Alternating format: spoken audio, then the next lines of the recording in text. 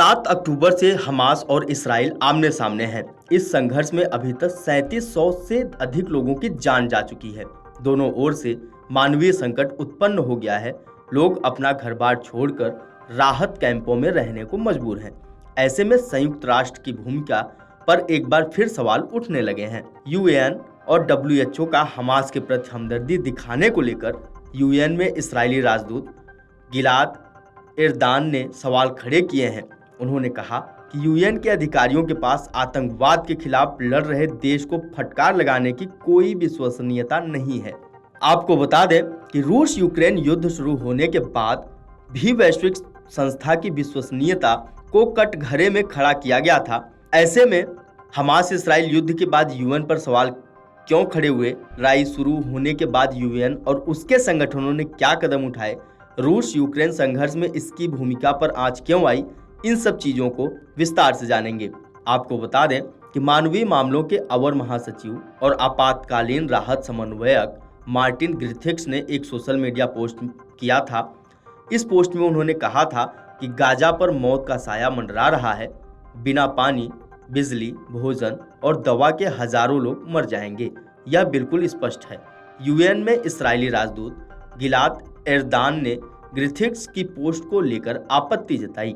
उन्होंने संयुक्त राष्ट्र के अधिकारी की पोस्ट पर पूछा कि जब हमास ने आतंकी सुरंगें खोदने और इसराइलियों को निशाना बनाने वाले रॉकेट बनाने के लिए संयुक्त राष्ट्र का सारा धन खर्च कर दिया, तब आपका आक्रोश कहाँ था। उन्होंने कहा कि जब हम बंधकों को छुड़ाने की कोशिश कर रहे हैं, उस समय संयुक्त राष्ट्र के अधिकारियों के पास आतंकवाद के खिलाफ लड़ रहे देश को फटकार लगाने की कोई विश्वसनीयता या वैधता नहीं है।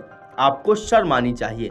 राजदूत ने कहा कि यदि आप सच में एक मानवीय संकट के प्रमुख के रूप में काम करना चाहते हैं और लोगों का दर्द कम करना चाहते हैं, तो शुरुआत हमास से सभी बंधकों को रिहा करने का आह्वान करके करें। यह फिलहाल सबसे जरूरी है। 7 अक्टूबर को हमास के हमले के बाद 8 अक्टूबर को न्यूयॉर्क स्थित मुख्यालय में संयुक्त राष्ट्र सुरक्षा परिषद की आपातकालीन बैठक हुई।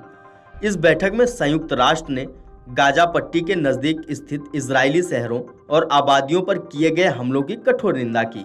यूएन के शीर्ष अधिकारियों ने सभी पक्षों से आग्रह किया कि हिंसक टकराव को और भड़काने से रोकना होगा और आम नागरिकों की सुरक्षा सुनिश्चित की जानी होगी। वहीं यूएन महासचिव एंटोनियो गुटरेस ने अपने वक्तव्य में आम नागरिकों पर हमले किए जाने और उनके अपने घरों में बंधक बना लिए जाने पर दुख जताया। उन्होंने बंधकों को जल्द रिहा किए जाने की अपील की।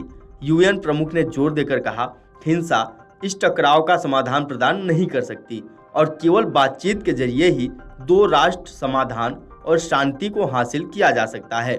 यूएन प्रमुख के अनुसार बड़े पैमाने पर टकराव से बचने के लिए सभी कूटनीतिक प्रयास किए जाने होंगे।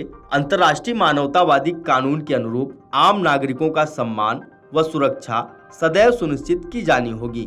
आपको बता दें कि समय समय पर यूएन अपनी सक्रियता, कार्यक्षमता, प्रभाविकता जैसे अनेक मुद्दों को लेकर कटघरे में खड़ा किया गया है। इसमें सबसे बड़ी आलोचना यूएन पर 5 स्थायी सदस्यों के प्रभाव को लेकर होती है।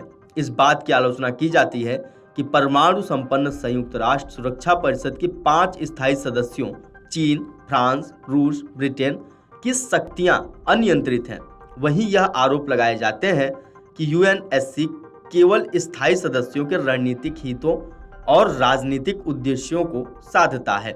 Video desk अमरउजाला.com। अमर उजाला अब आपके टीवी पर भी। अपने स्मार्ट टीवी पर यूट्यूब पर सर्च करें अमर उजाला, चैनल सब्सक्राइब करें और देखें ताजा खबरें, वो भी HD क्वालिटी में। और हाँ, बेल आइकन दबाना ना भूलें ताकि हर खबर हो आपके घर। अमर उजाला, निष्पक्ष, निर्भीक, निरंतर।